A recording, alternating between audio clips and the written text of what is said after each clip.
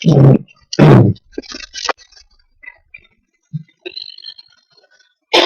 الحمد لله نحمده ونستعينه ونستغفره ونعوذ بالله من شرور أنفسنا ومن سيئات أعمالنا. من يهده الله فلا مضل له ومن يضلل فلا هادي له، وأشهد أن لا إله إلا الله وحده لا شريك له، وأشهد أن محمدا عبده ورسوله. اللهم صل على محمد وعلى آل محمد كما صليت على إبراهيم وعلى آل إبراهيم إنك حميد مجيد. اللهم بارك على محمد وعلى آل محمد كما باركت على إبراهيم وعلى آل إبراهيم إنك حميد مجيد. أما بعد، فإن خير الحديث كتاب الله، وخير الهدي هدي محمد صلى الله عليه وسلم، وشر الأمور محدثاتها، وكل محدثة بدعة، وكل بدعة ضلالة، وكل ضلالة في النار. أعوذ بالله من الشيطان الرجيم. يا أيها الذين آمنوا اتقوا الله حق تقاته ولا تموتن إلا وأنتم مسلمون. يا أيها الناس اتقوا ربكم الذي خلقكم من نفس واحدة وخلق منها زوجها وبث منهما رجالا كثيرا ونساء، واتقوا الله الذي تساءلون به والأرحام إن الله كان عليكم رقيبا. يا أيها الذين آمنوا اتقوا الله وقولوا قولا سديدا يصلح لكم أعمالكم ويغفر لكم ذنوبكم، ومن يطع الله ورسوله فقد فاز فوزا عظيما. محترم بھائیو اور دوستو، آج کے خطبہ جمعہ میں ہم ایک شخصیت پر گفتگو کریں گے، اور یہ امت اسلامیہ کی اہم شخصیات میں سے ایک بڑی شخصیت ہے جس کے بارے میں ہمیں گفتگو کرنی ہے. اور یہ وہ شخصیت ہے کہ جنہوں نے رسول اکرم صلی اللہ علیہ وسلم کے ساتھ تمام بڑی جنگوں میں شرکت کی. بدر کی جنگ ہو، احد کی جنگ ہو، غزوہ خندق ہو، اور اس کے بعد جتنی فیصلہ کن جنگیں تھیں، جتنی بڑی جنگیں تھیں مسلمانوں اور کافروں کے درمیان، ان تمام جنگوں میں اس شخصیت نے رسول اکرم صلی اللہ علیہ وسلم کے ساتھ شرکت کی. اور یہ وہ شخصیت ہیں کہ جنہوں نے سب سے پہلے جن لوگوں نے اسلام قبول کیا، السابقین الاولین جو تھے، ان کو سب سے پہلے شرف اسلام نصیب ہوا، ان لوگوں میں یہ ایک شخصیت بھی تھے. یعنی سب سے پہلے اسلام قبول کرنے والے لوگوں میں اور ان حضرات میں یہ شخصیت بھی شامل تھی. اور یہ وہ شخصیت تھی کہ جن کے بارے میں رسول اکرم صلی اللہ علیہ وسلم نے ارشاد فرمایا تھا کہ ان اللہ جعل الحق علی لسانہ وقلبہ، کہ بے شک اللہ تعالی نے حق بات کو اس کی زبان پر رکھ دیا ہے، کہ یہ ہمیشہ اپنی زبان سے حق بات ہی نکالتا ہے، اور اس کے دل میں اللہ رب العزت نے حق کو بھر دیا ہے. یہ دل میں سوچتا ہے تو حق کے بارے میں ہی سوچتا ہے، اور زبان سے اگر کچھ بولتا ہے تو یہ حق بات ہی زبان سے نکالتا ہے. اور یہ وہ شخصیت تھی کہ جن کے اسلام کے ساتھ مسلمانوں کو بہت قوت نصیب ہوئی، مسلمان بہت مضبوط ہوئے، طاقتور ہوئے. اور یہ وہ شخصیت تھی کہ جن کا نام اللہ کے رسول صلی اللہ علیہ وسلم نے ان 10 حضرات میں لیا کہ جن کو نبی صلی اللہ علیہ وسلم نے جنت کی بشارت دی. 10 مبشرہ میں سے تھے یہ وہ شخصیت جن کے بارے میں ہمیں گفتگو کرنی ہے. اور یہی وہ شخصیت ہے کہ جب یہ خلیفہ بنے تو ان کے دور خلافت میں فارس اور روم کی بڑی بڑی سلطنتیں جو ہے وہ مغلوب ہو گئی، اور اسلام کا جھنڈا ان ملکوں کے اندر لہرانے لگا. یہ کون شخصیت ہے جن کی طرف میں نے اشارہ کیا ہے، جن کی بعض خصوصیات، جن کے بعض امتیازات کی طرف میں نے اشارہ کیا؟ یہ یقیناً وہ شخصیت ہیں کہ جن کو آپ بھی سمجھ گئے ہوں گے. اور یہ خلفاء راشدین میں سے دوسرے خلیفہ راشد حضرت عمر بن خطاب رضی اللہ تعالیٰ عنہ. میرے بھائیوں، اللہ تعالیٰ نے اس شخصیت کو بڑے فضائل سے نوازا تھا. آپ دیکھیں کہ نبی صلی اللہ علیہ وسلم نے اس شخصیت کا نام لے کر کے اللہ تعالیٰ سے ان کو مانگا تھا کہ اللہ اسلام کو عزت دے اس شخصیت کے ساتھ. آپ صلی اللہ علیہ وسلم دعا کیا کرتے تھے کہ اللہم اعز الاسلام باحب هذین الرجلین الیک، کہ اللہ ان دو میں سے جو تجھے زیادہ محبوب ہو اس کے ساتھ تو اسلام کو عزت اور اسلام کو قوت نصیب فرما. اور ان دو میں سے وہ دو افراد کون تھے جن کی طرف نبی صلی اللہ علیہ وسلم اشارہ کر کے دعا کیا کرتے تھے؟ وہ ابو جہل اور حضرت عمر بن خطاب رضی اللہ تعالیٰ عنہ. اور آپ صلی اللہ علیہ وسلم کو ذاتی طور پر ان دونوں میں سب سے زیادہ محبوب حضرت عمر بن خطاب رضی اللہ تعالیٰ عنہ. اسی لیے نبی صلی اللہ علیہ وسلم ان کا نام لے کر اللہ تعالیٰ سے دعا کیا کرتے تھے کہ اللہ ان کے ذریعے اسلام کو قوت اور اسلام کو طاقت نصیب فرما. وہ کہ اللہ تعالیٰ سے مانگ کے لیا نبی صلی اللہ علیہ وسلم نے حضرت عمر بن خطاب رضی اللہ تعالیٰ عنہ. اور جب یہ مسلمان ہوتے ہیں آپ کو معلوم ہے کہ یہ گھر سے نکلتے ہیں پوری تیاری کر کے تلوار کو لہراتے ہوئے نبی صلی اللہ علیہ وسلم کو نعوذ باللہ قتل کرنے کے ارادے سے.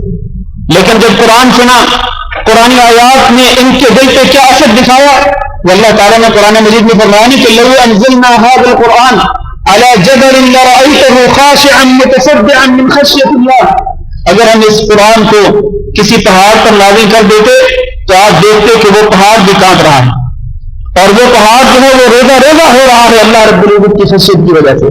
یہ ہے قرآن کی تاثیر. حضرت عمر بن خطاب رضی اللہ تعالیٰ نے انتہائی پتھر دل تھے کفر کے دور میں اور نبی صلی اللہ علیہ وسلم کو قتل کرنے کے ارادے سے نکلے تھے، لیکن قرآن سنا، قرآن آیات نے ان کے دل پہ اثر کیا اور پھر اسلام قبول کرنے کے لیے سے نبی صلی اللہ علیہ وسلم کی طرف چلے گئے. اسلام کا اعلان کیا، کلمہ شہادت اشہد ان لا الہ الا اللہ و اشہد ان محمد رسول اللہ پڑھا تو مسلمانوں نے نعرہ تکبیر بلند کیا اور اللہ رب العزت کا شکر ادا کرنے لگے. مسلمانوں نے خوشی کی لہر دوڑ گئی حضرت عمر بن خطاب رضی اللہ تعالیٰ عنہ کے اسلام کے ساتھ. اور پھر ابن مسعود رضی اللہ تعالیٰ عنہ کہا کرتے تھے کہ ما زلنا عزت منذ اسلم عمر، کہ جب سے عمر رضی اللہ تعالیٰ عنہ نے اسلام قبول کیا اس وقت سے ہم اپنے آپ کو مضبوط اور اپنے آپ کو طاقتور اور اپنے آپ کو عزت والے تصور کرتے ہیں. یعنی عمر بن خطاب رضی اللہ تعالیٰ عنہ کے اسلام قبول کرنے کے ساتھ ہوئی مسلمانوں کو عزت نصیب ہوئی، ان کو طاقت اور ان کو قوت نصیب ہوئی. اور عمر بن خطاب رضی اللہ تعالیٰ عنہ نے اسلام قبول کرنے کے بعد جب خانہ کعبہ کا طواف کرنے گئے تو خانہ کعبہ کا طواف کیا، مسجد حرام میں نماز ادا کی. اس سے پہلے اعلان کیا کہ لوگوں میں جا رہا ہوں مسجد حرام میں نماز پڑھنے کے لیے اور خانہ کعبہ کا طواف کرنے کے لیے. کسی مائی کے لال میں اگر طاقت ہے تو آج آ کے مجھے روک کے دیکھو. جس طرح مجھ سے پہلے باقی کمزور مسلمانوں کو روکتے ہو، آج اگر تمہارے اندر طاقت ہے تو مجھے روک کے دکھاؤ. چنانچہ انہوں نے جہرن علی الاعلان مسجد حرام میں نماز بھی پڑھی، خانہ کعبہ کا طواف بھی کیا. کسی کو جرأت نہ ہوئی کہ عمر بن خطاب رضی اللہ تعالیٰ عنہ کو روکا. یہ وہ طاقت تھی، یہ وہ نصرت تھی، یہ وہ عزت تھی جس کا احساس کیا کرتے تھے مسلمان حضرت عمر بن خطاب رضی اللہ تعالیٰ عنہ کے اسلام قبول کرنے کے ساتھ. اور یہی وہ شخصیت ہے عمر بن خطاب رضی اللہ تعالیٰ عنہ جن کو نبی صلی اللہ علیہ وسلم نے فاروق کا لقب دیا تھا. آپ صلی اللہ علیہ وسلم نے فرمایا تھا ان اللہ قد جعل الحق على لسان عمر وقلبه، کہ اللہ تعالیٰ نے عمر رضی اللہ تعالیٰ عنہ کی زبان پر حق رکھ دیا، ان کے دل میں حق کو بھر دیا. اور وہی عمر بن خطاب ہی فاروق ہیں کہ فرق اللہ به بین الحق والباطل، کہ اللہ تعالیٰ نے ان کے ذریعے حق اور باطل میں فرق کر دیا. حق بھی نمایاں ہو گیا اور باطل بھی نمایاں ہو گیا ان کے اسلام قبول کرنے کے ساتھ اور ان کے ذریعے. میرے عزیز بھائیوں، عمر بن خطاب رضی اللہ تعالیٰ عنہ کے فضائل بہت زیادہ ہیں. ان میں سے ایک فضیلت جس کی طرف میں نے پہلے اشارہ کیا تمہید میں، کہ آپ صلی اللہ علیہ وسلم نے ان کا نام لے کر کے ان کو جنتی قرار دیا. عمر فی الجنہ، ان 10 افراد کی لسٹ میں دوسرے نمبر پر نبی صلی اللہ علیہ وسلم نے عمر رضی اللہ تعالیٰ عنہ کا نام لیا اور فرمایا کہ عمر رضی اللہ تعالیٰ عنہ جنت میں ہے. اور حضرت ابو موسیٰ اشعری رضی اللہ تعالیٰ عنہ بیان کرتے ہیں کہ وہ نبی صلی اللہ علیہ وسلم کے ساتھ تھے ایک باغ میں، اور اس باغ کے اندر جانے کا کوئی راستہ نہ تھا سوائے ایک چھوٹے سے راستے کے جس پر دروازہ لگا ہوا تھا. تو اگر کوئی شخص اندر آنا چاہتا تو اجازت لے کر کے اندر آ سکتا تھا. نبی صلی اللہ علیہ وسلم باغ کے اندر، حضرت ابو موسیٰ اشعری رضی اللہ تعالیٰ عنہ آپ کے ساتھ اسی دوران باہر سے اجازت طلب کی جاتی ہے. نبی صلی اللہ علیہ وسلم نے فرمایا ابو موسیٰ اشعری کو جاؤ کہ اس کو اجازت دے دو اندر آنے کی جو آنے والا ہے, اور اس کو جنت کی بشارت دے دو. چنانچہ حضرت ابوبکر صدیق رضی اللہ تعالیٰ میں داخل ہوئے. پھر دوسرے نمبر پہ ایک اور شخص آیا اور اس نے بھی اجازت طلب کی اندر آنے کے لیے. نبی صلی اللہ علیہ وسلم نے حضرت ابو موسیٰ اشعری رضی اللہ تعالیٰ کو کہا کہ جاؤ اس کو بھی اجازت دے دو اور اس کو بھی جنت کی بشارت دے دو. دوسرے نمبر پہ داخل ہونے والے شخص کون تھے؟ حضرت عمر بن خطاب رضی اللہ تعالیٰ عنہ, جس کے فضائل اور جس کی مختصر سیرت کا تذکرہ آج کر رہے ہیں. تو تیسرے نمبر پہ جو شخصیت آئی وہ حضرت عثمان بن عفان رضی اللہ تعالیٰ عنہ, ان کو بھی نبی صلی اللہ علیہ وسلم نے جنت کی بشارت دینے کا کہا.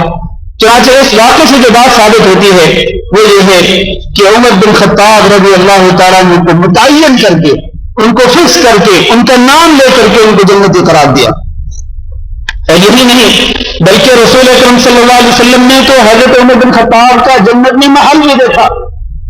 جنت میں جو محل بنایا گیا اللہ کے نبی صلی اللہ علیہ وسلم نے وہ محل جو ہے, وہ قصر جو ہے, جنت کے قصور میں سے, جنت کے محلات میں سے اعلیٰ محل اور بہت اعلیٰ قصر نبی صلی اللہ علیہ وسلم نے دیکھا. آپ صلی اللہ علیہ وسلم ارشاد فرماتے ہیں رأیت قصرا ببنائه جاریہ, جنت میں نے ایک قصر دیکھا, ایک بہت بڑا محل دیکھا. اللہ تعالیٰ سے دعا کرتے ہیں کہ اللہ ہمیں بھی جنت کے محلات نصیب فرمائے اور جنت کے محلات پانے والے خوش نصیب لوگوں میں اللہ تعالیٰ ہم کو بھی شامل فرمائے. تو آپ فرماتے ہیں کہ میں نے ایک قصر دیکھا, اس کے صحن میں ایک لڑکی وضو کر رہی تھی. میں نے پوچھا کہ یہ قصر اور یہ محل کس کے لیے ہے؟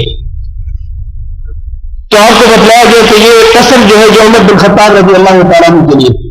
آپ فرماتے ہیں کہ میں نے ارادہ کیا کہ میں اس قصر کے اندر داخل ہوں, اس محل کے اندر داخل ہو کر اس کا جائزہ لوں, لیکن میں نے عمر بن خطاب رضی اللہ تعالیٰ عنہ کی غیرت کو یاد کیا تو پھر میں اندر نہیں گیا. اس سے کیا ثابت ہوتا ہے کہ اللہ رب العزت نے عمر بن خطاب رضی اللہ تعالیٰ عنہ کے لیے جنت کے اندر محل بنا چھوڑا ہے. ان کے لیے محل تیار تھا. نبی صلی اللہ علیہ وسلم نے اس محل کو دیکھا.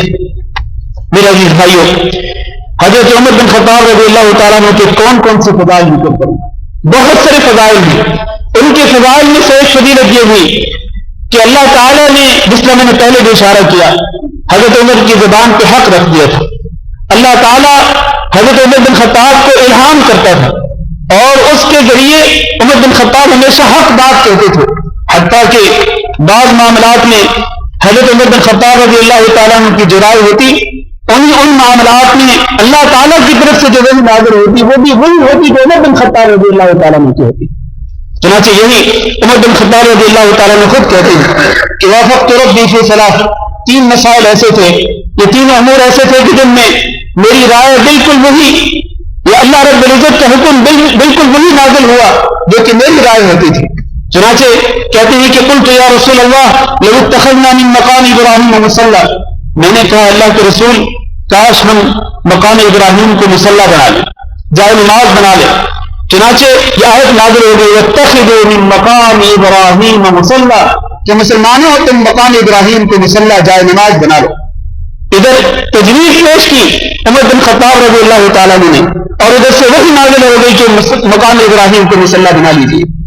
اور دوسرے نمبر پہ کہتے ہیں میں نے کہا اللہ کے رسول ان النساء يدخل علیہن البر والفاجر فلو امرتهن ان يحتجبن, اللہ کے رسول آپ کی خواتین, آپ کے ازواج مطہرات کے پاس ہر قسم کے لوگ آتے ہیں, نیک و بد ہر قسم کے لوگ آتے ہیں, تو کتنا اچھا ہو کہ آپ اپنی بیویوں کو, اپنی ازواج مطہرات کو حکم دے دیں کہ وہ پردہ کیا کرے.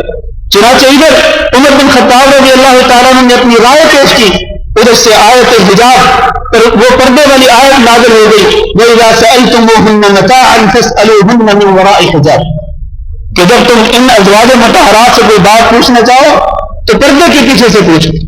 یعنی اللہ تعالیٰ نے پردے کو فرض قرار دے دیا, بالکل حضرت عمر بن خطاب رضی اللہ تعالیٰ عنہ کی رائے کے مطابق. تیسری بات کہتے ہیں وَاجْتَمَعَ عَلَى رَسُولِ اللَّهِ صلی اللہ علیہ وسلم نِسَاؤُهُ فِي الْغِيرَةِ عَلَيْهِ, کہ بعض نبی صلی اللہ علیہ وسلم کی جو ازواج مطہرات تھیں ان کا گٹھ جوڑ ہو گیا, نبی صلی اللہ علیہ وسلم پر غیرت کرتے ہوئے ان کا گٹھ جوڑ ہو گیا. آپس میں جو بیوی کے معاملات تھے ان معاملات میں سے ایک معاملہ ایسا پیش آیا تو کہنے لگے میں نے کہا ان ازواج مطہرات کو جن نے گٹھ جوڑ بنایا تھا، میں نے ان کو کہا عسى ربه ان طلقكن ان يبدله ازواجا خيرا منكن، اے غیر مطہرات، اے نبی کی بیویوں، اے امہات المومنین، تم اس سے باز آ جاؤ، جو تم نے گھر جوڑ بنایا اس سے باز آ جاؤ، ورنہ کیا ہوگا؟ بہت قریب ہے کہ اللہ رب العزت تمہاری جگہ پہ اپنے نبی صلی اللہ علیہ وسلم کی شادی دوسرے ازواج کے ساتھ کر دے، دوسری بیویوں کے ساتھ کر دے۔ چنانچہ ادھر سے عمر بن خطاب رضی اللہ تعالیٰ نے یہ بات کہی تھی کہ ادھر سے اللہ تعالیٰ کی طرف سے روح نازل ہو گئی سورۃ تحریم میں، عسى ربه ان طلقكن عسى ربه ان طلقكن ان يبدله ازواجا خيرا منكن، کہ بہت قریب ہے کہ اللہ تعالیٰ تمہیں طلاق دے دے، اے نبی کی بیویوں جنہوں نے گھر جوڑ کیا، اللہ تعالیٰ تمہیں طلاق دے دے اور تمہاری جگہ پہ اللہ تعالیٰ تم سے بہتر بیویاں نصیب کر دے اپنے نبی صلی اللہ علیہ وسلم کو۔ یہ تین مسائل ایسے تھے کہ جن میں اللہ کا حکم بالکل وہی نازل ہوا جو کہ حضرت عمر رضی اللہ تعالیٰ عنہ کی آراء کی شکل میں تھا۔ اور پھر یہی نہیں بلکہ منافقین کی نماز جنازہ پڑھنے میں جو رائے نبی صلی اللہ علیہ وسلم جو رائے حضرت عمر بن خطاب رضی اللہ تعالیٰ عنہ نبی صلی اللہ علیہ وسلم کو بالکل وہی حکم نازل ہوا منافقوں کی نماز جنازہ کے بارے میں اللہ تعالیٰ کی طرف سے۔ اور اسی طرح بدر کے قیدیوں کے بارے میں بھی جب اختلاف ہوا کہ ان کے ساتھ کیا معاملہ کیا جائے تو اللہ تعالیٰ کی طرف سے بالکل وہی بات نازل ہوئی جو رائے حضرت عمر بن خطاب رضی اللہ تعالیٰ عنہ نے دی تھی۔ اس سے معلوم یہ ہوا کہ حضرت عمر بن خطاب رضی اللہ تعالیٰ عنہ کی زبان پر اللہ تعالیٰ نے ہمیشہ حق رکھ دیا تھا، اس لیے ابن عمر رضی اللہ تعالیٰ عنہ کہا کرتے تھے کہ ما نزل بالناس امر قط فقالوا فيه وقال فيه عمر بن الخطاب الا نزل القرآن على نحو ما قال عمر، کہ جب بھی ایسا مسئلہ پیش آیا کہ جس میں اختلاف ہوا، لوگوں نے کچھ کہا اور عمر بن خطاب نے کچھ اور کہا، تو قرآن کی وحی کی شکل میں جو بات نازل ہوئی وہ کیا ہوتی؟ وہ ہوتی جو عمر بن خطاب رضی اللہ تعالیٰ عنہ کا۔ تو یہ بات فضائل ہے میرے عزیز بھائیوں۔ اب دیکھیے عمر بن خطاب رضی اللہ تعالیٰ عنہ تو وہ شخصیت ہیں کہ نبی صلی اللہ علیہ وسلم نے ارشاد فرمایا یا ابن الخطاب، اے خطاب کے بیٹے، والذی نفسی بیدہ ما لقیک الشیطان سالکا فجا قط الا سلک فجا غیر فجک، کہ شیطان بھی جب تمہیں، اے ابن خطاب، جب آپ کو دیکھتا ہے کس راستے پر چلتے ہوئے تو شیطان بھی آپ کا راستہ چھوڑ کر دوسرا راستہ اختیار کر لیتا ہے، یعنی شیطان بھی اس راستے پر نہیں چلتا جس راستے پر عمر بن خطاب رضی اللہ تعالیٰ عنہ چل رہے ہوتے ہیں۔ میرے عزیز بھائیوں اور محترم دوستوں، حضرت عمر بن خطاب رضی اللہ تعالیٰ عنہ کے بعض فضائل کی طرف انہیں اشارہ کیا۔ آئیے ہم عمر بن خطاب رضی اللہ تعالیٰ عنہ کی زندگی کے بعض عملی پہلوؤں کی طرف اشارہ کرتے ہیں، کیونکہ صرف فضائل ذکر کرنا کافی نہیں ہے۔ فضائل تو اکثر بیشتر لوگوں کو معلوم بھی ہوتے ہیں۔ فضائل ذکر کر کے ایک شخصیت کی شخصیت کو نمایاں کرنے تو مقصود ہوتا ہے، لیکن اس کے ساتھ اصل مقصد یہ ہوتا ہے کہ اس شخصیت کی زندگی میں بعض جو اہم عملی پہلو ہیں ان کو سامنے رکھ کر ہم اپنی زندگی کی اصلاح کریں اور اپنے اخطاء کی تصحیح کریں۔ چنانچہ ہم جب دیکھتے ہیں تو عمر بن خطاب رضی اللہ تعالیٰ عنہ کی عملی زندگی میں ایک پہلو نمایاں طور پر نظر آتا ہے، وہ کیا ہے؟ وہ یہ ہے کہ کان وقافا عند کتاب اللہ، اللہ اکبر، کہ اللہ کی کتاب کا جو حکم سنتے اس حکم پر رک جاتے اور اس حکم سے پھر تجاوز نہ کرتے، اس حکم سے پھر آگے نہ بڑھتے، اللہ کے حکم کے مطابق رک جاتے، اللہ کے حکم کے مطابق جو کتاب اللہ میں نازل ہوتا اس کے مطابق عمل کرتے۔ چنانچہ ایک واقعہ پیش آیا کہ عیینہ بن حصن حضرت عمر بن خطاب رضی اللہ تعالیٰ عنہ کے دور خلافت میں مدینہ منورہ میں آئے۔ مدینہ منورہ میں خلیفۃ المسلمین امیر المومنین کون ہیں؟ عمر بن خطاب رضی اللہ تعالیٰ عنہ۔ عیینہ بن حصن آتے ہیں مدینہ منورہ میں اور اپنے جس دوست کے پاس ٹھہرتے ہیں اس کا نام تھا حر بن قیس، اور الحر بن قیس یہ وہ تھے کہ جو حضرت عمر بن خطاب رضی اللہ تعالیٰ عنہ کے مقرب ساتھی میں سے تھے۔ چنانچہ عیینہ بن حصن کہنے لگے اے میرے بھائی کے بیٹے، مجھے پتا چلا ہے کہ آپ عمر بن خطاب رضی اللہ تعالیٰ عنہ کے مقرب دوستوں میں سے ہیں، تو کتنا اچھا ہوگا کہ آپ میری ملاقات کرا دیں عمر بن خطاب رضی اللہ تعالیٰ عنہ سے۔ چنانچہ حر بن قیس نے حضرت عمر بن خطاب سے اجازت طلب کی، آپ نے اجازت دے دی کہ کوئی بات نہیں، ان کو لے آؤ ساتھ مجھ سے ملاقات کرا دو۔ ملاقات ہوتی ہے، گفتگو ہوئی، اور گفتگو کے دوران ہی عیینہ بن حصن کہنے لگے کہ عمر بن خطاب واللہ ما تعطینا الجزل ولا تحکم بیننا بالعدل، کہ عمر بن خطاب آپ ہمیں بہت زیادہ مال نہیں دیتے ہیں، آپ کے پاس جو غنیمت کے مال جمع ہوتے ہیں تو آپ سنبھال کے رکھتے ہیں، آپ تقسیم نہیں کرتے ہیں، آپ ہمیں بہت زیادہ مال نہیں دیتے تو ہیں لیکن کم دیتے ہیں، بہت زیادہ مال نہیں دیتے ہیں۔ ایک تو یہ شکوہ کیا، دوسرا ولا تحکم بیننا بالعدل، اور دوسرا یہ ہے کہ آپ ہمارے درمیان عدل و انصاف کے ساتھ حکومت نہیں کرتے، آپ کی حکمرانی جو ہے وہ عدل و انصاف کے تقاضے کو پورا نہیں کرتی ہے۔ یہ دو سنگین الزامات لگائے اس شخص نے حضرت عمر بن خطاب رضی اللہ تعالیٰ عنہ۔ چنانچہ ایک طبی اور فطری بات ہے، جب ایک خلیفہ نے، ایک امیر المومنین نے یہ دو اعتراضات سنے، اور دونوں اعتراضات غلط ہیں، دونوں اعتراضات غلط ہیں، بعد میں ذکر کرتے ہیں کہ عمر بن خطاب رضی اللہ تعالیٰ نے کبھی بھی اپنی ذات کے لیے یا اپنی فیملی، اپنی خاندان کے لیے کبھی مال سنبھال کے نہیں رکھا، بلکہ جب فوت ہوتے ہیں تو 86,000 دینار کے مقروض تھے عمر بن خطاب رضی اللہ تعالیٰ نے۔ تو یہ اعتراض یہ غلط تھا تیرے سے کہ آپ مال تقسیم نہیں کرتے ہیں، سنبھال کے رکھتے ہیں۔ اور دوسرا جہاں تک حکمرانی کے تعلق ہے کہ عدل انصاف کے تقاضوں کو پورا نہیں کرتی، یہ بات تو صرف سے غلط تھی۔ حضرت عمر بن خطاب رضی اللہ تعالیٰ عنہ سے بڑا عادل حکمران کون ہو سکتا تھا؟ وہ بہت زیادہ عدل انصاف کرتے تھے، چنانچہ شدید غصے کی حالت میں آ گئے اور عیینہ بن حسن کو مارنے کے لیے تیار ہو گئے۔ آپ کو معلوم ہے کہ عمر بن خطاب کا درہ مشہور تھا، درے کے ساتھ، کوڑے کے ساتھ مارنے کے لیے تیار ہو گئے، لیکن ان کے ساتھ بھی بھر کیس دینے لگے۔ اے امیر المومنین، اللہ کا فرمان نہیں سنا آپ نے کہ خذ العفو وأمر بالعرف وأعرض عن الجاہلین، کیا آپ معاف کر دیا کیجیے اور نیکی کا حکم دیا کیجیے، معاف کر دیجیے، نیکی کا حکم دیجیے اور جاہل سے اعراض کیجیے۔ اور عمر بن خطاب یہ عیینہ جس نے یہ بات کی ہے یہ بھی جاہل میں سے ہے، تو آپ اس سے اعراض کر لیجیے، اللہ کا حکم ہے۔ چنانچہ فوری طور پر رک گئے، مارنے کے لیے تیار تھے، اس کو سزا دینے کے لیے تیار تھے، لیکن فوراً رک گئے۔ اسی لیے کہا کہ کان وقافا عند کتاب اللہ، جب اللہ کا حکم سنتے، کتاب اللہ کے اندر کوئی اللہ کا حکم نازل ہوتا، ان کو بتایا جاتا تو اسی وقت رک جاتے تھے۔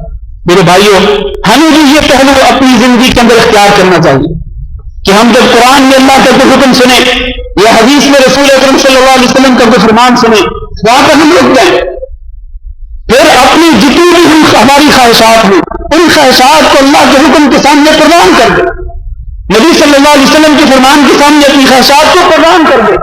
لیکن افسوس اور بڑے ہی افسوس کے ساتھ کہنا پڑتا ہے کہ آج ہم اپنی خواہشات کو ترجیح دیتے ہیں، اللہ کے حکم پر، نبی صلی اللہ علیہ وسلم کے فرمان پر اپنی خواہشات کو ترجیح دیتے ہیں اور اپنی ماں باپ کی محبت کو، بیوی بچوں کی محبت کو، مال کی محبت کو ترجیح دیتے ہیں۔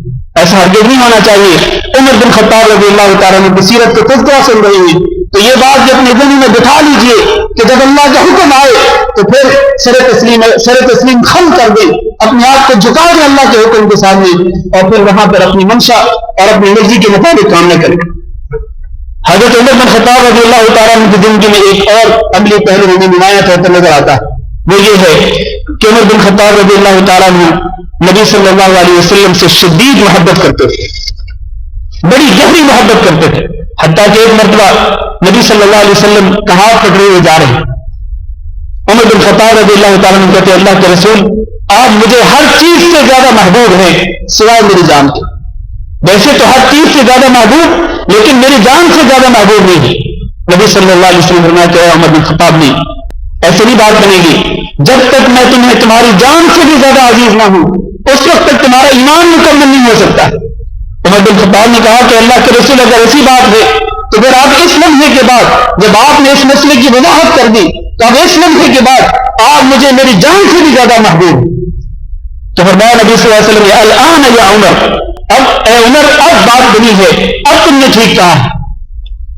تو اس سے معلوم یہ ہوا کہ عمر بن خطاب رضی اللہ تعالیٰ نے نبی صلی اللہ علیہ وسلم سے شدید محبت کیا کرتے تھے، لہذا ہمیں بھی نبی صلی اللہ علیہ وسلم سے شدید محبت کرنی چاہیے، گہری محبت کرنی چاہیے۔ آج ہم زبانی کلامی اور صرف بات چیت کی حد تک تو ہم محبت کا دعویٰ کرتے ہیں اور کئی لوگ اس سے بھی آگے عشق کا دعویٰ کرتے ہیں، لیکن جب نبی صلی اللہ علیہ وسلم کی فرمانی کی بات آتی ہے، نبی صلی اللہ علیہ وسلم کی سنتوں کا معاملہ آتا ہے تو پھر ہم وہاں نبی صلی اللہ علیہ وسلم کو بھول جاتے ہیں۔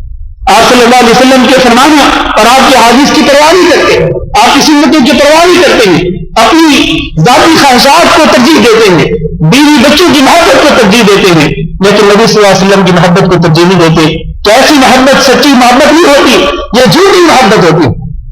ہمیں نبی صلی اللہ علیہ وسلم کے ساتھ ایسی محبت کرنی چاہیے جیسے عمر بن خطاب رضی اللہ تعالیٰ عنہ کیا کرتے.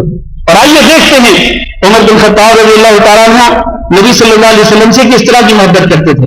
اس کے کچھ نمونے دیکھ لیجیے عملی طور پر، زبانی کلامی حد تک نہیں. عمر بن خطاب رضی اللہ تعالیٰ عنہ بیان کرتے ہیں کہ نبی صلی اللہ علیہ وسلم نے ارشاد فرمایا کہ ان اللہ عز وجل ينهاكم ان تحلفوا بآبائكم، کہ اللہ تعالیٰ تمہیں منع کرتا ہے کہ تم اپنے باپوں کی قسم اٹھاؤ. اپنے باپ کی قسم اٹھانے سے اللہ تعالیٰ تمہیں منع کرتا ہے. اس سے پہلے صحابہ کرام اپنے باپ کی قسم کھایا کرتے تھے، لیکن جب اللہ کے نبی صلی اللہ علیہ وسلم نے آگاہ کیا کہ اللہ تعالیٰ تمہیں منع کرتا ہے کہ اپنے باپوں کی قسم کھاؤ، چنانچہ عمر بن خطاب رضی اللہ تعالیٰ کہتے ہیں کہ یہ حدیث سننے کے بعد، یہ فرمان سننے کے بعد میں نے پوری زندگی اپنے باپ کی قسم کبھی نہیں کھائی، نہ اپنی طرف سے جان بوجھ کر نہ کسی کی طرف سے میں نے اپنے باپ کی قسم کھائی. یہ ہے نبی صلی اللہ علیہ وسلم کے ساتھ سچی محبت کہ جیسے ہی فرمان سنا اس پہ پھر ساری زندگی عمل کیا. یہ ہے سچی محبت. اور دوسرا سنیے، جب عمر بن خطاب رضی اللہ تعالیٰ عنہ فتح بیت المقدس کے لیے جا رہے تھے، بیت المقدس کی چابی وصول کرنے جا رہے تھے بیت المقدس کی فتح کے موقع پر، تو راستے میں پتہ چلا کہ بیت المقدس میں طاعون کی بیماری پھیل چکی ہے. اب متردد ہو گئے کیا کریں، آگے بڑھیں یا پیچھے ہٹیں. وہاں پر ایک حدیث سنائی حضرت مغیرہ بن شعبہ رضی اللہ تعالیٰ عنہ کہ نبی صلی اللہ علیہ وسلم نے ارشاد فرمایا تھا اذا سمعتم به بارض فلا تقدموا علیہ، کہ جب تمہیں پتہ چلے کہ کسی زمین پر طاعون کی بیماری پھیل چکی ہے تو اس میں نہ جاؤ، اس زمین پر مت جاؤ. وَإِذَا وَقَعَ بِأَرْضٍ وَأَنْتُمْ بِهَا فَلَا تَخْرُجُوا فِرَارًا مِنْهُ، اور جب کسی سرزمین پر یہ طاعون کی بیماری پھیل جائے اور تم وہاں پر موجود ہو تو پھر وہاں سے بھاگ کر نہ جاؤ، وہاں سے راہ فرار اختیار نہ کرو. تو جب یہ حدیث سنائی حضرت مغیرہ بن شعبہ رضی اللہ تعالیٰ عنہ نے، تو حضرت عمر بن خطاب رضی اللہ تعالیٰ عنہ نے اس حدیث پر عمل کرتے ہوئے بیت المقدس کی طرف بڑھنے کی ارادہ ترک کر دیا اور واپس لوٹ آئے. کیونکہ اس حدیث کے اندر یہی بتلایا گیا تھا کہ جب تمہیں پتہ چلے کہ کسی ملک میں، کسی شہر میں، کسی سرزمین پر یہ بیماری پھیل چکی تو تم اس کی طرف مت بڑھو. چنانچہ آگے بڑھنے کے ارادہ ترک کر دیا عمر بن خطاب رضی اللہ تعالیٰ عنہ. یہ ہے وہ سچی محبت جس کی میں بات کر رہا ہوں میرے عزیز بھائیو. نبی صلی اللہ علیہ وسلم کی سچی محبت کا تقاضا یہ ہے کہ آپ صلی اللہ علیہ وسلم کے ہر فرمان پہ عمل کیا جائے اور ہر حدیث کے سامنے اپنے آپ کو جھکا دیا جائے. رمل کیا جاتا ہے طواف کے اندر. آپ کو معلوم ہے کہ حاجی جب حج کرنے کے لیے جاتا ہے یا عمرہ کرنے والا عمرہ کے لیے جاتا ہے تو پہلے طواف میں پہلے 3 چکروں میں رمل کرتا ہے، اپنی قدموں کو ہلاتے ہوئے تیز قدموں کے ساتھ چلتا ہے. عمر بن خطاب رضی اللہ تعالیٰ عنہ کے دور خلافت میں بعض لوگوں نے کہا اے عمر بن خطاب اب اس رمل کی ضرورت کیا ہے؟ یہ رمل تو اس وقت شروع کیا گیا تھا جب مکہ کے مشرکین کو مسلمانوں نے اپنی طاقت کا مظاہرہ کرنا چاہا. مسلمان اپنی طاقت دکھلانا چاہتے تھے کیونکہ انہوں نے الزام لگایا تھا کہ مسلمان کمزور پڑ گئے، ان کے اندر جان نہیں رہی. تو نبی صلی اللہ علیہ وسلم نے خود بھی رمل کیا، صحابہ کرام کو بھی حکم دیا کہ اپنی کندھے ہلاتے ہوئے تیز قدموں کے ساتھ 3 چکر لگاؤ تاکہ ان کو پتہ چلے کہ مسلمان طاقتور ہیں، مسلمان کمزور نہیں ہوئے. تو عمر بن خطاب رضی اللہ تعالیٰ عنہ کو کہنے لگے کچھ لوگ کہ اب اس رمل کی ضرورت کیا ہے، اب تو ماشاءاللہ مسلمان طاقتور ہیں، اللہ تعالیٰ نے اسلام کو غلبہ نصیب کر دیا ہے، اسلام کا جھنڈا اب فارس اور روم کے اندر بھی بلند ہو چکا ہے، تب اس رمل کی ضرورت نہیں ہے. تو عمر بن خطاب رضی اللہ تعالیٰ نے کیا جواب دیا؟ دیکھیں محبت کیا ہے، نبی صلی اللہ علیہ وسلم کی محبت کیا تقاضا کرتی ہے. فرمایا شیء صنعه رسول اللہ صلی اللہ علیہ وسلم فلا نحب ان نترکه، وہ عمل جو رسول اکرم صلی اللہ علیہ وسلم نے کیا تھا اس عمل کو اگرچہ آج اس کی ضرورت نہیں ہے اس عمل کو چھوڑنا ہم پسند نہیں کرتے. یہ ہے نبی صلی اللہ علیہ وسلم کی محبت. لیکن آج ہم زبانی کلامی حد تک نبی صلی اللہ علیہ وسلم کے ساتھ محبت کا دعویٰ کرتے ہیں لیکن عمل کی حد تک جو ہے ہم بہت پیچھے رہ گئے. تو عملی طور پر نبی صلی اللہ علیہ وسلم کے ساتھ محبت اس طرح کرنی چاہیے جیسے کہ عمر بن خطاب رضی اللہ تعالیٰ نے کیا کرتے. ایک اور پہلو عمر بن خطاب رضی اللہ تعالیٰ کی سیرت طیبہ کا کہ عمر بن خطاب اللہ کے راستے میں مال خرچ کرتے تھے اور اللہ کے راستے میں مال خرچ کرنے سے پیچھے نہیں ہٹتے تھے. جیسے کہ آج کل ہم لوگ مال سنبھال کے رکھتے ہیں اللہ کے راستے میں خرچ کرنے سے باز آتے ہیں, خرچ نہیں کرتے ہیں اللہ کے راستے میں مال. کہ حضرت عمر بن خطاب رضی اللہ تعالیٰ نے اس طرح نہیں کرتے تھے, بلکہ مال بے دریغ خرچ کرتے تھے, کھلے دل کے ساتھ اللہ کے راستے میں خرچ کرتے. اور وہ حدیث تو آپ کو معلوم ہے کہ عمر بن خطاب رضی اللہ تعالیٰ نے جنگ تبوک کے موقع پر جب اللہ کے رسول صلی اللہ علیہ وسلم نے انفاق فی سبیل اللہ کی ترغیب دلائی تو اپنے گھر کا آدھا سامان لے کر آئے, اور دل میں ارادہ یہ تھا کہ آج ابو بکر صدیق سے آگے بڑھنا ہے. لیکن جب ان کے بعد حضرت ابو بکر صدیق رضی اللہ تعالیٰ نے مال لے کر کے آئے, نبی صلی اللہ علیہ وسلم نے پوچھا, پہلے عمر بن خطاب سے پوچھا کہ تم گھر میں کتنا چھوڑ کے آئے ہو, کہا آدھا گھر میں چھوڑا ہے, آدھا آپ کے سامنے حاضر کر دیا. اور جب ابو بکر صدیق رضی اللہ تعالیٰ نے لے کر کے آئے تو آپ صلی اللہ علیہ وسلم نے ان سے پوچھا تو انہوں نے یہ بیان کیا کہ میں سارے کا سارا مال آپ کی خدمت میں پیش کر چکا ہوں اور اپنے گھر میں اللہ اور اللہ کے رسول کے علاوہ کسی کو نہیں چھوڑا ہے. تو عمر بن خطاب رضی اللہ تعالیٰ نے کہنے لگے کہ میں کبھی بھی ابو بکر صدیق رضی اللہ تعالیٰ سے آگے نہیں بڑھ سکتا. لیکن یہ واقعہ اس بات کی دلیل ہے کہ ان کے اندر شدید رغبت تھی اس بات کی کہ وہ اللہ کے راستے میں زیادہ سے زیادہ خرچ کرے اور ابو بکر صدیق سے آگے بڑھنے کی کوشش کرتے تھے. یہ ہے مسابقت, یہ ہے منافست. آج ہم دنیا کے رسول کے لیے ایک دوسرے سے آگے بڑھنے کی کوشش کرتے ہیں, جبکہ وہ حضرات مال خرچ کرنے میں ایک دوسرے سے آگے بڑھنے کی کوشش کرتے ہیں. کہاں ہے ان کا طرز عمل اور کہاں ہے ہمارا طرز عمل؟ ہم اس کے بھی جائزہ لے سکتے ہیں. میرے عزیز بھائیوں, حضرت عمر بن خطاب رضی اللہ تعالیٰ نے کوئی زمین ملی خیبر میں, بڑی مہنگی زمین تھی. چنانچہ اس زمین کے متعلق مشورہ کرنے کے لیے آئے عمر بن خطاب رسول اکرم صلی اللہ علیہ وسلم کے پاس. کہنے لگے اللہ کے رسول, مجھے سب سے زیادہ نفیس اور سب سے زیادہ عمدہ زمین ملی ہے خیبر کے اندر, اور میرے نزدیک اس سے زیادہ قیمتی مال میرے پاس کوئی نہیں. سب سے زیادہ قیمتی مال وہی سب زمین ہے, وہی زمین کا حصہ ہے جو کہ خیبر میں مجھے ملا. تو آپ مجھے حکم دیجیے کہ میں اس کے بارے میں کیا کروں. نبی صلی اللہ علیہ وسلم نے کیا مشورہ دیا؟ آپ نے فرمایا ان شئت حبست اصلها وتصدقت بها, اگر تم چاہو تو اس زمین کی ملکیت اپنے پاس رکھو اور اس کی آمدنی کو وقف کر دو, اس کی آمدنی کو تم صدقہ کر دو. چنانچہ عمر بن خطاب رضی اللہ تعالیٰ عنہ نے اس عمدہ اور قیمتی زمین کو اللہ کے راستے میں وقف کر دیا, ملکیت اپنے پاس رکھی لیکن اس کی آمدنی کو صدقہ کر دیا. تصدق بها في الفقراء وفي القربى وفي الرقاب وفي سبيل الله وابن السبيل والضيف. تو اس زمین کی آمدنی کو خرچ کیا جائے فقراء میں, رشتہ داروں میں اور غلاموں کو آزاد کرنے میں, اللہ کے راستے میں, مسافروں میں اور مہمانوں کی مہمان نوازی کرنے میں اس زمین کی آمدنی کو خرچ کیا جائے.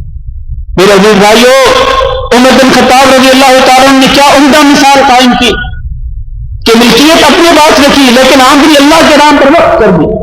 آج کون ہے ہم میں سے جو اتنی جرأت کرے, جو اتنی ہمت کرے کہ کسی اپنے پلازے کی, ماشاءاللہ بہت سارے لوگ یہاں پلازوں کے مالک ہوں گے, بڑی بڑی پراپرٹیز کے مالک ہوں گے, بڑی بڑی جائیدادوں کے مالک ہوں گے, لیکن کون ہے کہ جس نے اپنی پراپرٹی کی آمدنی کو اللہ کے نام پہ وقف کیا؟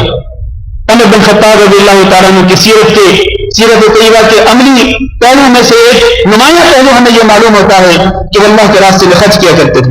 اسی طرح عمر بن خطاب رضی اللہ تعالیٰ عنہ, جس طرح میں نے پہلے بھی اشارہ کیا, تمام جنگوں میں شریک ہوئے, جہاد میں مشارکت جو ہے یہ بھی ان کی عملی زندگی کے پہلوؤں میں بہت نمایاں پہلو ہے.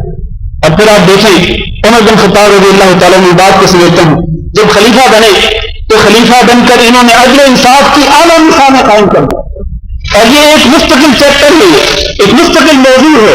عمر بن خطاب رضی اللہ تعالیٰ عنہ کا عدل و انصاف اپنی خلافت کے دوران, ہم اس موضوع کو نہیں چھیڑتے ہیں ورنہ اس میں بہت سارا وقت چاہیے. صرف ایک بات عرض کرتا ہوں کہ عمر بن خطاب رضی اللہ تعالیٰ عنہ خلیفہ بن کر اپنی رعایا کا کتنا خیال کرتے تھے. صحابہ کرام بیان کرتے ہیں کہ خلیفہ بننے کے بعد عمر بن خطاب رضی اللہ تعالیٰ عنہ صرف روٹی زیتون کے ساتھ کھایا کرتے تھے, روٹی کے چند لقمے زیتون کے ساتھ کھایا کرتے تھے عمر بن خطاب رضی اللہ تعالیٰ عنہ. اور وہ کہا کرتے تھے کہ واللہ لن اشبع حتى يشبع اطفال المسلمین, اللہ کی قسم میں اس وقت تک سیر ہو کر کے کھانا نہیں کھاؤں گا جب تک کہ مسلمانوں کے تمام بچے سیر ہو کر کھانا نہیں کھاتے. اور عمر بن خطاب رضی اللہ تعالیٰ عنہ نے اپنی شہادت سے چند دن پہلے ایک بات کہی تھی, صحیح بخاری میں وہ بات موجود ہے. عمر بن میمون بیان کرتے ہیں کہ عمر بن خطاب نے کہا تھا لئن سلمنی اللہ, اگر اللہ تعالیٰ نے مجھے محفوظ رکھا, اگر اللہ تعالیٰ نے مجھے زندگی دی, لأدعن أرامل العراق، تو میں عراق کی جو بیوہ عورتیں ہیں، لا يحتجن إلى رجل بعدي أبدا، ان عراق کی بیوہ عورتوں کو میں اتنا مالدار بنا دوں گا کہ میرے مرنے کے بعد وہ کسی کی ضرورت مند، کسی کی محتاج نہیں رہی۔ فما أتت عليه رابعة لله وأصيب، یہ ہے ایک حاکم، ایک امیر المومنین، ایک خلیفۃ المسلمین، جو کہ بیوہ عورتوں کے بارے میں اتنا فکر مند رہتا تھا، اور وہ یہ کہتا تھا کہ میں ان بیوہ عورتوں کو اتنا مالدار بنا دوں گا کہ یہ کسی بھی محتاج نہیں رہیں گی میرے مرنے کے بعد۔ لیکن اس کے چند ہی دن بعد حضرت عمر رضی اللہ تعالیٰ میں شہید ہو گئے۔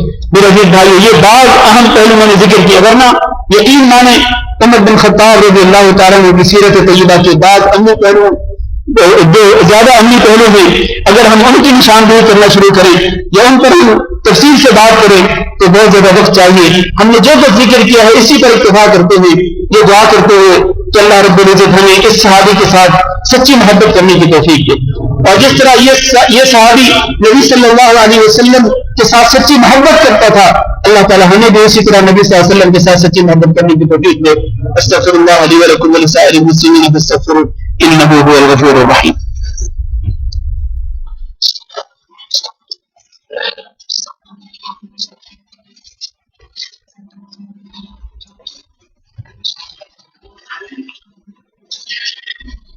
إن الحمد لله نحمده ونستعينه ونستغفره ونعوذ بالله من شرور أنفسنا ومن سيئات أعمالنا، من يهده الله فلا مضل له ومن يضلل فلا هادي له، وأشهد أن لا إله إلا الله وحده لا شريك له، وأشهد أن محمدا عبده ورسوله۔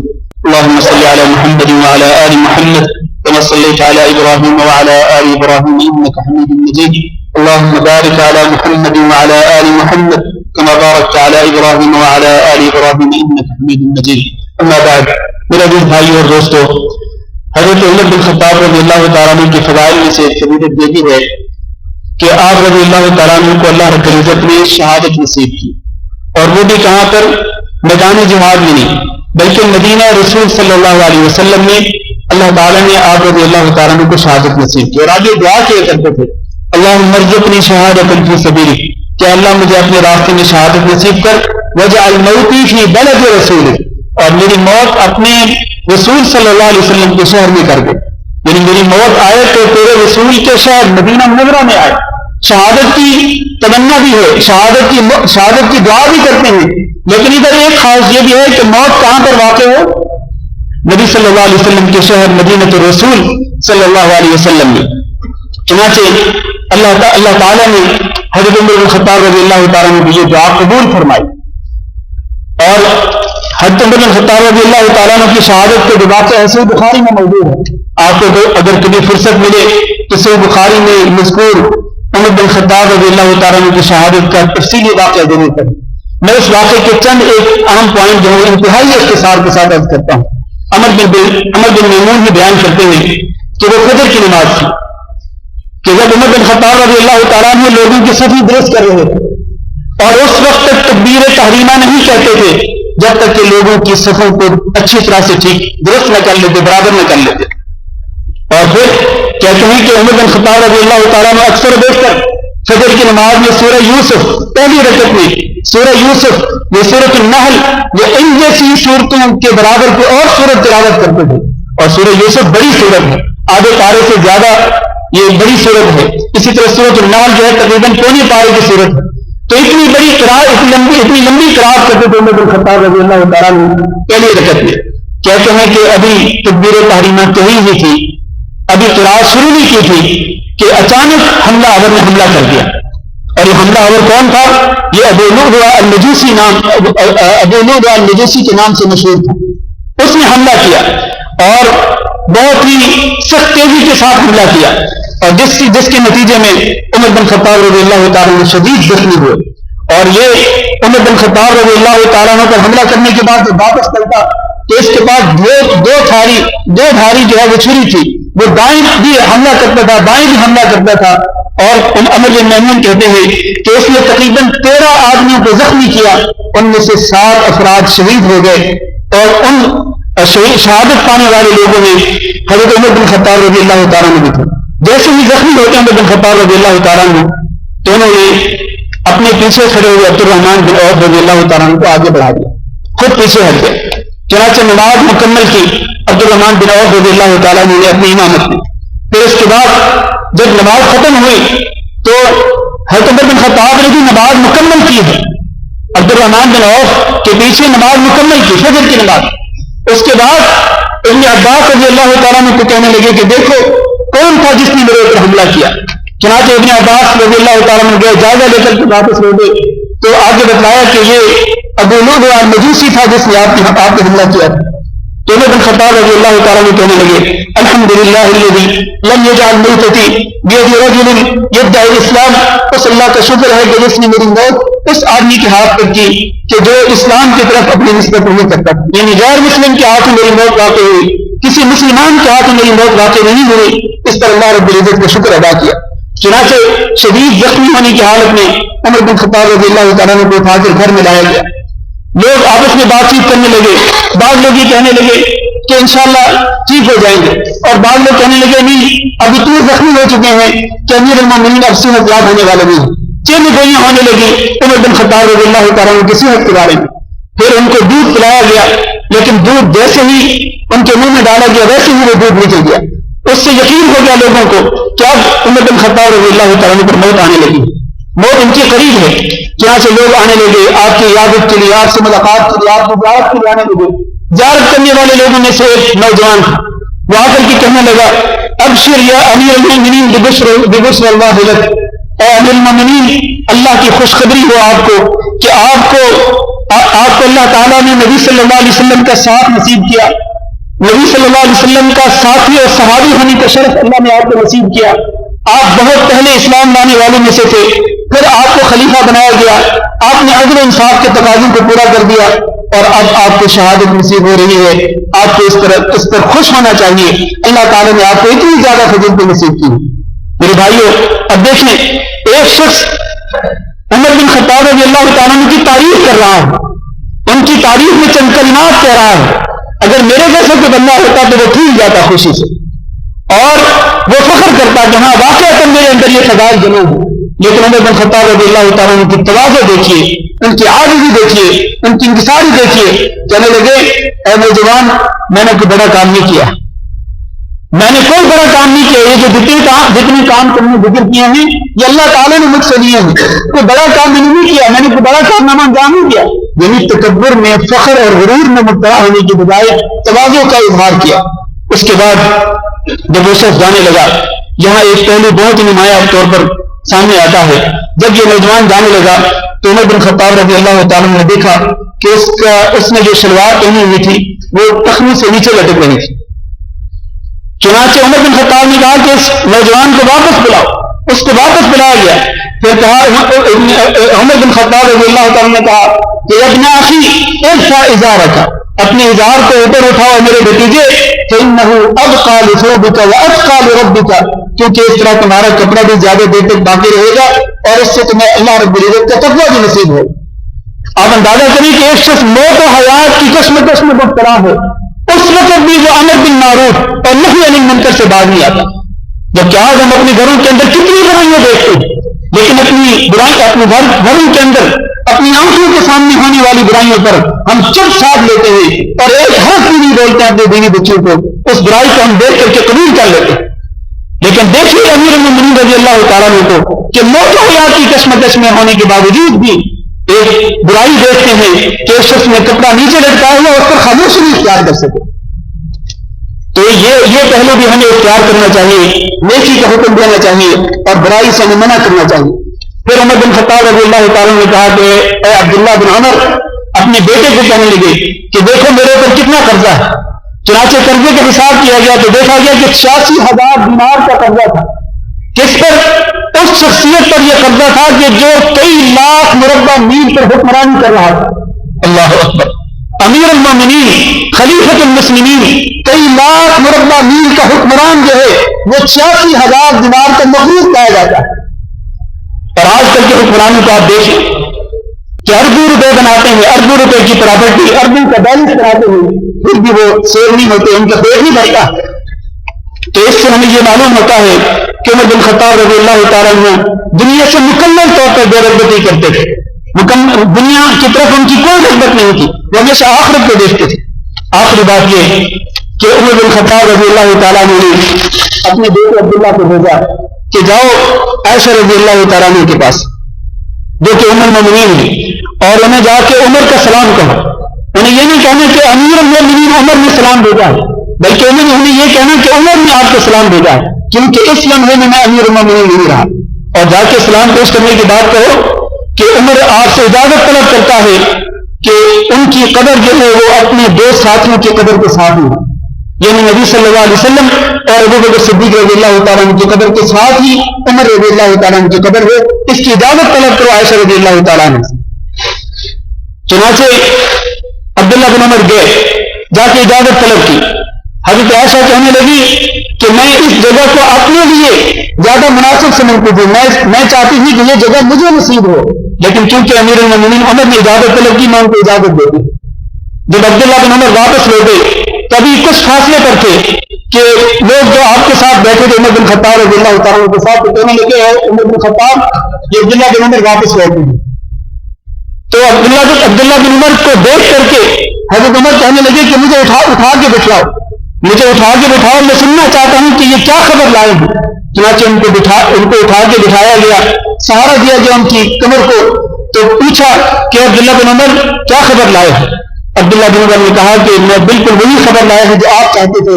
ام المومنین عائشہ رضی اللہ تعالیٰ نے آپ کو اجازت دے دی کہ آپ کی قبر ابو بکر صدیق رضی اللہ تعالیٰ کے ساتھ ہو, نبی صلی اللہ علیہ وسلم کے ساتھ. چنانچہ کہنے لگے کہ اس سے زیادہ اہم بات میرے لیے کوئی نہ تھی, سب سے زیادہ اہم بات تھی کہ میری قبر میرے دو ساتھیوں کے ساتھ ہو. اس کے بعد کہنے لگے کہ جب میرے اوپر موت آ جائے تو مجھے اٹھا کے لے جانا, پھر بھی حجرہ عائشہ کے پاس جا کر اجازت طلب کرنا. اگر عائشہ رضی اللہ تعالیٰ نے اجازت دے دیں تو مجھے وہاں دفن کر دینا, اور اگر اجازت نہ دے تو مجھے مسلمانوں کے عام قبرستان میں دفن کر دینا. اس طرح عمر بن خطاب رضی اللہ تعالیٰ کی شہادت کا واقعہ پیش آیا. میرے عزیز بھائیوں, کوئی حرج نہیں, میں نے آج زیادہ وقت لیا آپ کا, عام معمول سے ہٹ کر میں نے زیادہ وقت لیا. یہ شخصیت ہی ایسی ہے کہ اگر اس کی زندگی کے پہلوؤں کو نمایاں کرنا شروع کریں یا خوبصورت تذکرہ کریں تو بہت اور زیادہ وقت چاہیے, لیکن ہم نے جو کچھ ذکر کیا ہے اسی پر اکتفا کرتے ہوئے اللہ تعالیٰ سے دعا کرتے ہوئے کہ اللہ رب العزت ہمیں پیارے نبی صلی اللہ علیہ وسلم کی سچی محبت نصیب فرمائے, اور آپ صلی اللہ علیہ وسلم کے صحابہ کرام کی سچی محبت نصیب فرمائے. آپ صلی اللہ علیہ وسلم اور آپ کے صحابہ کرام کے ساتھ اللہ تعالیٰ ہمیں جنت الفردوس میں داخل فرمائے. اللهم اغفر لنا وللمؤمنين والمؤمنات وللمسلمين والمسلمات الاحياء منهم والاموات. اللهم انا نسالك العفو والعافيه والمعافاه الدائمه في الدنيا والاخره. اللهم انا نسالك رضاك والجنه ونعوذ بك من سخطك والنار. اللهم فرج هم المهمومين, اللهم فرج هم المهمومين, ونفس كرب المكروبين, واقض الدين عن المدينين, واشف مرضانا ومرضى المسلمين. اللهم آمنا في اوطاننا واجعل هذا البلد آمنا مطمئنا وسائر بلاد المسلمين. عباد الله, إن الله يأمر بالعدل والإحسان وإيتاء ذي القربى وينهى عن الفحشاء والمنكر والبغي يعظكم لعلكم تذكرون. سبحان ربك رب العزة عما يصفون, وسلام على المرسلين, والحمد لله رب العالمين.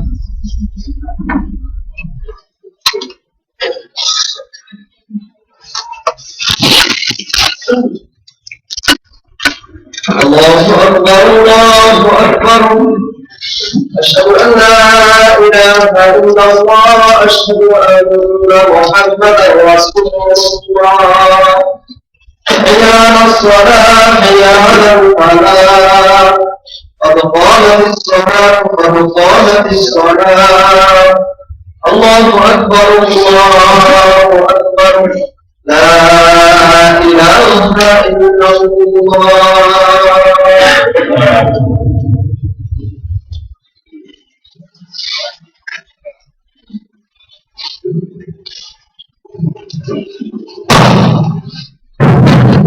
سب سے اور ساتھی نے بنا سب سے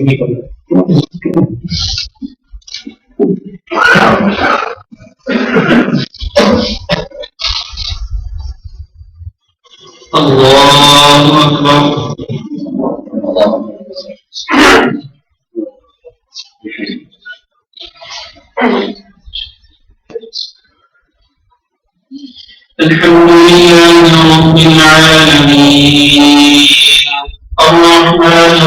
الرحيم مالك يوم الدين إياك نعبد وإياك نستعين اهدنا الصراط المستقيم صراط الذين أنعمت عليهم غير المغضوب عليهم ولا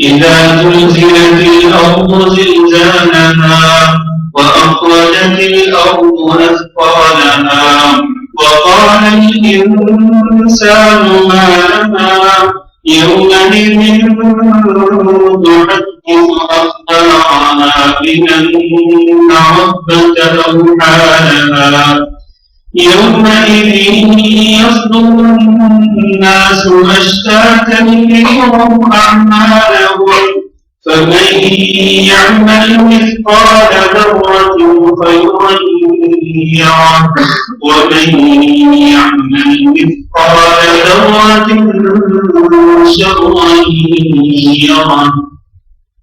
الله أكبر.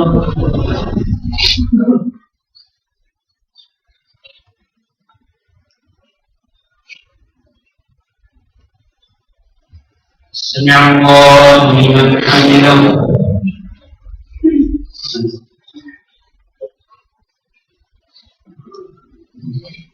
الله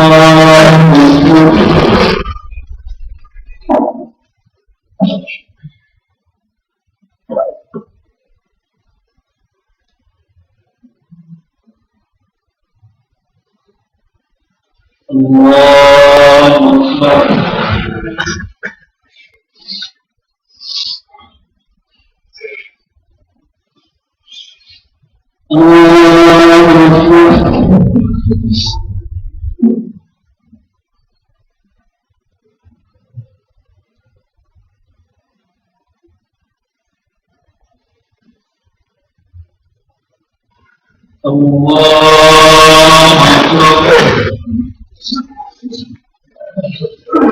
الحمد لله رب العالمين الرحمن الرحيم مالك يوم الدين إياك نعبد وإياك نستعين اهدنا الصراط المستقيم صراط الذين أنعمت عليهم غير المغضوب عليهم ولا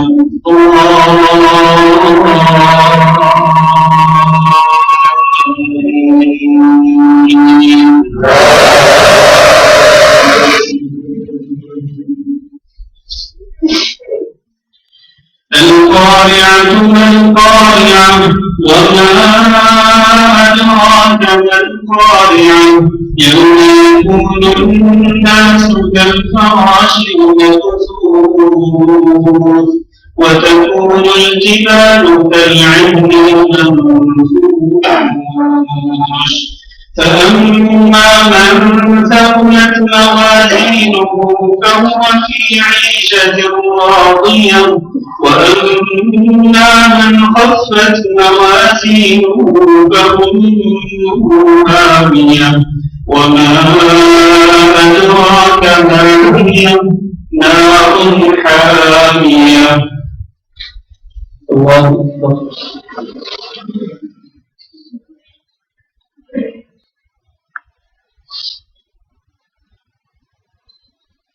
سمع الله لمن حمده.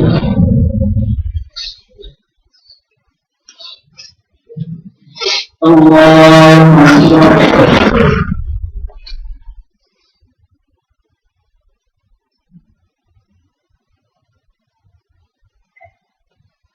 الله أكبر.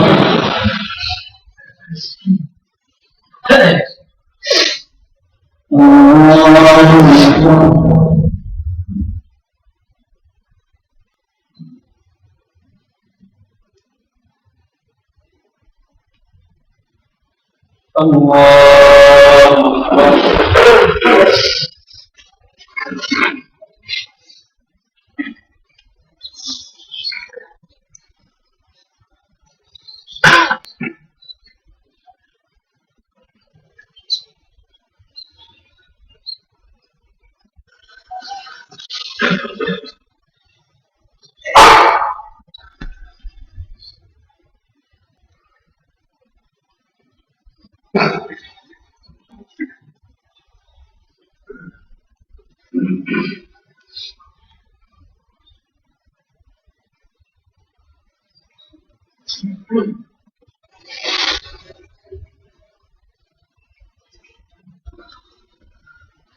السلام عليكم ورحمة الله. السلام عليكم ورحمة الله.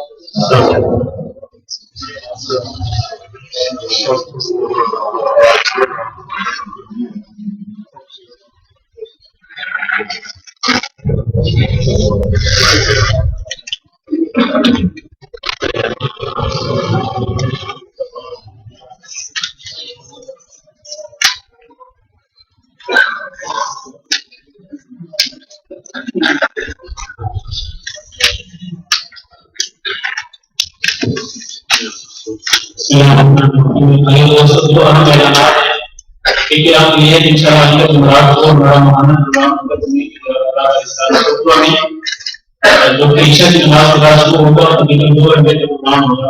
اس دوران انشاءاللہ تو درس ہوں گے اور سوال جواب میں نشستی ہوگی. آپ کی زبان سے پروگرام کروں شریف ہوں. آئندہ کی رات کو عشاء کی نماز کے بعد جمعیت کی اسلام کے مرکزی حالات کو انشاءاللہ ہمارے لیے مہانہ پروگرام ہوگا. تو جو چیز چاہیے وہاں پر آگے کی چیز جا سکتی ہے. دوسرا کام یہ کہ انشاءاللہ ہمارا جو رس کے معمولی پروگرام ہوتا ہے رہنما کو تو وہ ہمارا ہوگا انشاءاللہ موجود کی نماز کے بعد اس طرح سے عشاء کی نماز کے بعد انشاءاللہ اس کے قدر ہوگا. آپ سے دعائیں شکر ضرور تشریف لائیں. کچھ ہمارے دوست ہیں عاطف صاحب, ان کے ایک دوست ہیں وہ آج جو ان کے انتقال ہوا شاید کل ان کا انتقال ہوا. اچھا عاطف صاحب کے بڑے بھائی کے انتقال ہوئے ہیں تو ان کا ان کی نماز میں نظر آج عصر کی نماز کے بعد آج عصر کی نماز کے بعد انشاءاللہ اس لیے رات میں ان کی نماز میں نظر نہیں. تو آپ کی گزارش ہے کہ آپ نماز میں نظر میں ضرور شریف شکر کریں اور ان کی وقت کی دعا کریں. خاص طور پر نماز جنازہ میں شرکت کی فضیلت کو آپ کو معلوم ہے.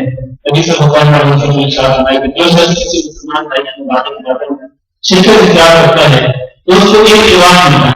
ایک جواب ہے وہ جبل یوم کی معنی, یعنی جبل یوم کی معنی اس کو ثواب حاصل ہوتا ہے کس کو جو اپنے مسلمان بھائی کی نماز جنازہ میں شریک ہے. اور اگر وہ نماز جنازہ میں شرکت کے بعد اس کی تسلیم میں شریک ہو تو اس کو 2 جواب ملتے ہیں.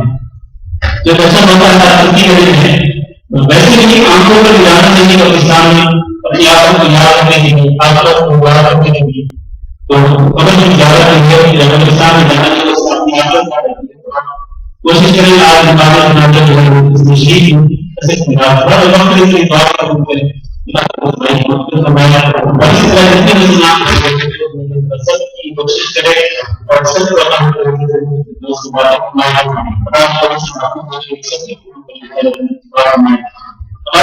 بھائی ہیں جو ایسے لوگ حادثے کا شکار ہو گئے اور بہت سیریس ہیں اس وقت پچھلے دنوں کی حالت ہے اس کے جو دعائیں اللہ تعالیٰ سے کام نصیب اللہ تعالیٰ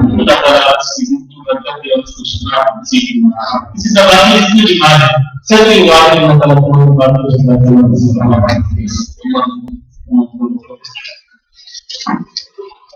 یہ بھائی ہے کہ آصف بھائی کے دن دنیا شیخ کا لاہور میں انتقال ہوئی. یہ اس دور کے لیے دعا کریں کہ اللہ تعالیٰ کی مغفرت فرمائے اور ان کی علاوہ سے مقبول